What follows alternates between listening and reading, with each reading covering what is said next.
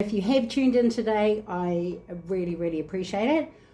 Another the Gen X experience on a Tuesday afternoon. And I started my playlist probably on the weekends when I'm doing my chores. I listen to a lot of music, and it started around the 2010s. Now, I don't think I've ever done a show with the 2010s.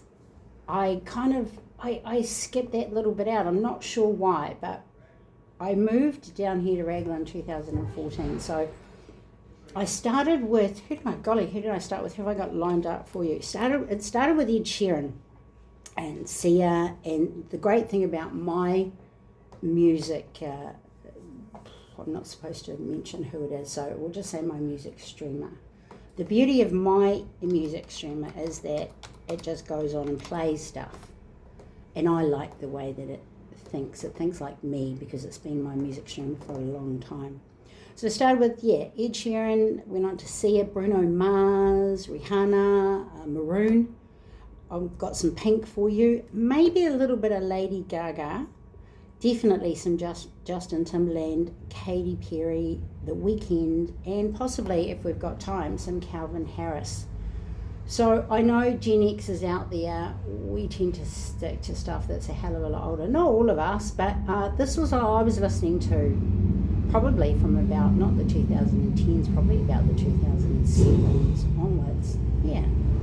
So probably a good 10 years there. And this is what this music reminds me of. So as always, I like to do a little bit of a holler about who I'm going to play today. I'm going to play a bit of Pink. Now, I was massively into Pink, and I got one of her CDs. I'm not dead yet, I think. I got a couple of her CDs, and I played it religiously. So the two that I chose for you are Pink and Raise Your Glass, and then I'm going to do the Willow and Cover Me in Sunshine song, because that song just makes me feel such optimism and hope, and like I'm looking at life through the eyes of a child, which is always such a beautiful way to see the world. So those are the two songs. Now, a few fun facts, as I always like to share with people before I launch into the music, is that the Raise Your Glass song was an underdog anthem. Pink actually wrote the song as a dedicated anthem for her fans. She affectionately calls them her dirty little freaks. It was her third number one single on the US Billboard Hot 100 chart. And her husband, Kerry Hart, the motorcycle dude, he makes a cameo appearance. Now, the Willow and Cover Me in Sunshine facts, that song was actually recorded in lockdown. They did the vocals at their home studio during the COVID-19 pandemic, during the lockdowns, and it was a way to spread some joy. And Pink uploaded it on her TikTok account, and just in a few hours it had gained millions and millions of views. Pretty huge for TikTok for a song. I guess we were all stuck at home lockdown, weren't we? We were watching a lot of YouTube, a lot of TikTok, a lot of Instagram, a lot of Facebook.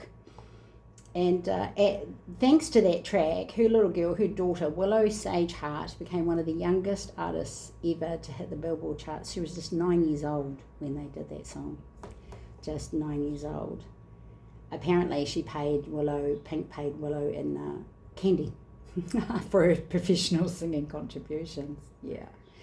And so Pink, you might not know these facts, so I'm going to give you a few of them before I throw up the first song. She created her persona, Pink, from the Quentin Tarantino cult classic Reservoir Dogs. And her friends thought she had the same sarcastic mouth and that bad attitude as Mr. Pink.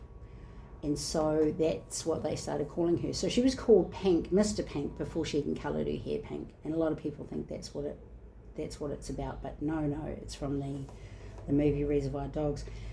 Now, Pink does some phenomenally difficult gymnastics through her routines and her concerts. And that's because she actually trained as a competitive gymnast from age 14 to 12. What I love about Pink is how strong she looks. She's not your typical slender, big gust of wind might blow you over chick. She's a very sturdy, strong-looking woman, and I love that. Now, she actually made the Olympic team when she was 12, but she got kicked out of the program because of behavioural issues. She was a bit of a rat bag. I think that's probably why I liked her for so long. So she actually has to train rigorously, it says here, for around 4 hours a day on tour to be able to sing perfectly while she hangs upside down. Now, that's no mean feat. I couldn't even sing standing up, but she does this upside down. I have not been to a Pink concert, to my chagrin, but I have seen video clips, and she is pretty amazing. But before she even hit the fame, as a teenager, she used to work in fast food joints. So she did some stints at Pizza Hut, Wendy's, and McDonald's. The job at McDonald's didn't actually last long. Just a matter of weeks. She was fired because she kept eating hamburgers on the job. And she later admitted that the only part of the job she liked at Macca's was she was the person on the drive-through microphone. And that made her feel powerful. I quite liked that little story. Now, when Pink isn't flying across stadiums, she lives quite a remarkably quiet life for a rock chick. She lives on a vineyard in California. And as you may know, I'm sure you know, her actual name is Alicia Moore. She has become a very highly respected and very serious about her craft, organic, a winemaker. And she doesn't just let people grow it for her and she slaps her name on the labels. Oh, no, that's not how Pink would roll. She personally operates her winery. The winery is called Two Wolves Wine, and she's taken intensive courses in wine management and wine chemistry to be able to run that herself. So that sounds like she's pretty serious about it, which is interesting for a rock chick. I always find it's a bit interesting to see what they do when they're not touring. For instance, I learnt that Led Zeppelin's Jimmy Page owns a couple of bookstores, and he's really into books about the occult. So yeah, it just gives you a little bit of a deeper insight as to who they are and what they like to do in their own time, eh? We all have one face that we put out towards the world, and then we have those things that we like to do at home. I think I'm one of the few people that you're going to get the same thing wherever I am, and I don't have any winemaking hobbies in my background. I just like to play with I like to play in the dirt. That's what I tell my kids when I'm repotting pot plants. I think when I need to really settle down and go within myself, I do that. And there's always jobs to be done around the house. I'm one of those unusual people too that will find a little bit of relaxation in making order out of chaos. I enjoy doing that, so that's what you probably catch me doing on the weekend. And I do like reading in the sunshine. I am a big reader. I've normally got 4 or 5 books on the go. But this is not about me. This is about Pink. And as I say, it's just interesting to know what people do in their own free time. So let's start with, what did I say I was going to play? Oh yeah, Raise Your Glass is a personal favourite of mine. Lots of great memories in this song.